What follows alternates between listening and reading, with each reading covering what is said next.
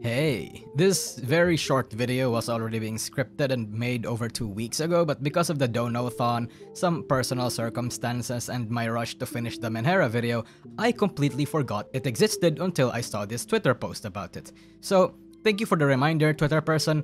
Also, I go stream games over on Twitch occasionally, link in the description, follow me there please. Thank you.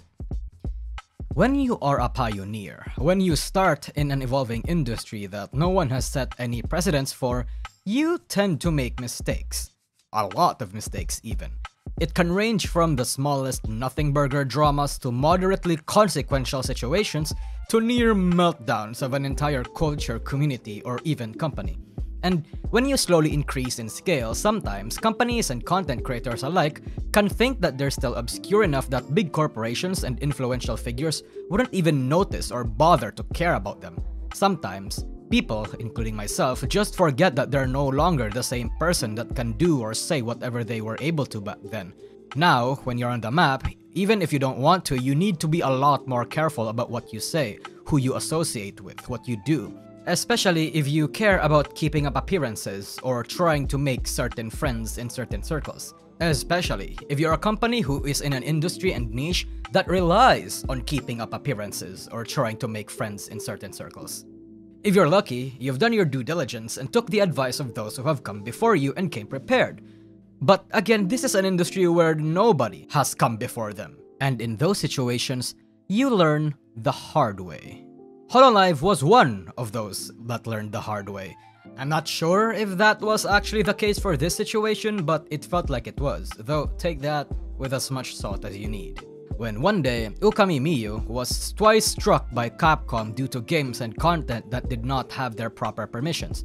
It was a moment where the company nearly died, an event that explains the strictness when it comes to perms for VTuber agencies afterwards, not just for Hololive, not just for Nijisanji, but for other JP Corpos and other entities that were watching. It set a precedent to what should and shouldn't be done as a VTuber company. A VTuber almost graduated tons upon tons of content, thousands of watch hours lost to time if they were unarchived. Morale died alongside some VODs. It was a time when people genuinely thought it might be the last for Hololive.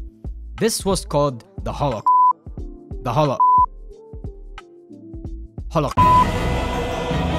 If you came into Hololive in 2019 and 2020, then you know that there are infamous streams and infamous clips that many Hololive fans now may be aware of, like this one.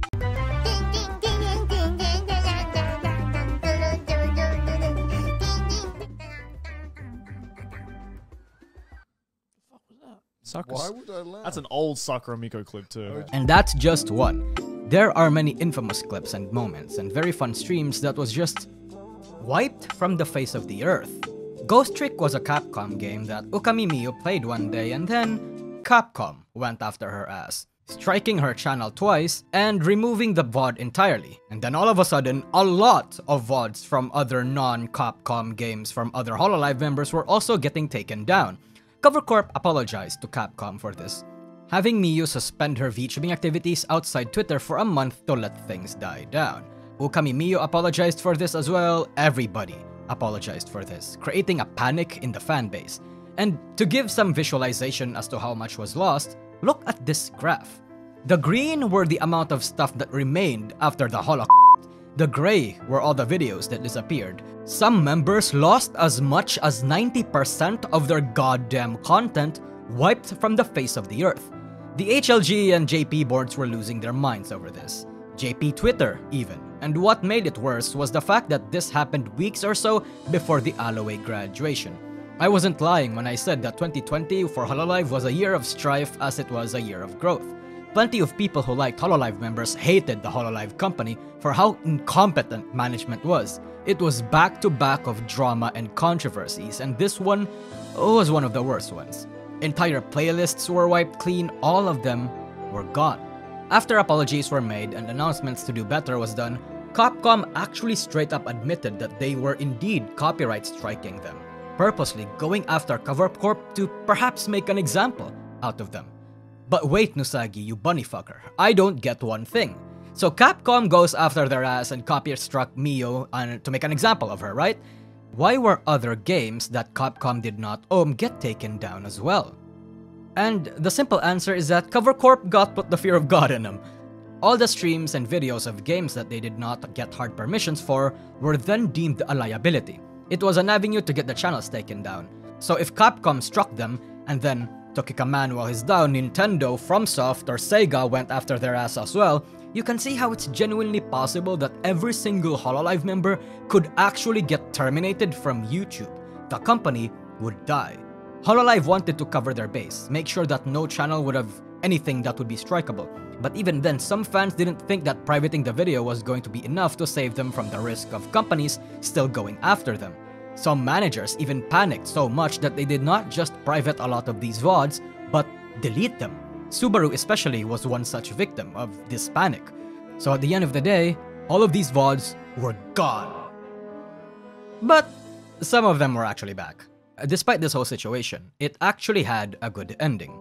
Mio was welcomed back with open arms, and eventually, as Cover Corp started to get bigger and learn from their mistakes, they started acquiring licenses and hard permissions from companies before even remotely allowing the talents to play them monetized. The monetization aspect was a key part of why Cover Corp and Capcom and other companies for that matter was having this little kerfuffle over here. But eventually, they made it so that the VODs that were not actually deleted were slowly getting unprivated, recovered. Cover Corp even made an announcement that they struck a deal with Capcom, and Capcom even had a collaboration merch with Mio herself, which is, given their past context, meaningful. Both companies buried the hatchet and were essentially married now. Perhaps it was a way to make amends with each other, but regardless, this whole situation scarred Hololive and served as a don't for other agencies that were observing. It's why Hololive and those other companies are fickle when it comes to permissions. It's why shit like this has to be monitored, why perms and available games are limited.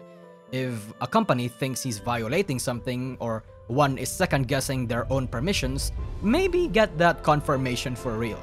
Hololive and even Niji still can't play a lot of games today. Fucking Japan doesn't have a fair use law, so it's a bit difficult for them, but they'd rather not risk it in fear of having a holocaust happen again. And that, ladies and gentlemen, is the day Hololive almost died. The copyright arc.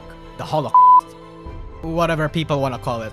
Honestly, I like the Holocaust because it's just funny. Look at this JP tweet. What a banger. And let me try to make my own joke here.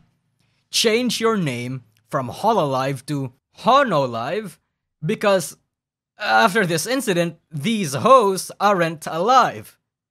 End the video.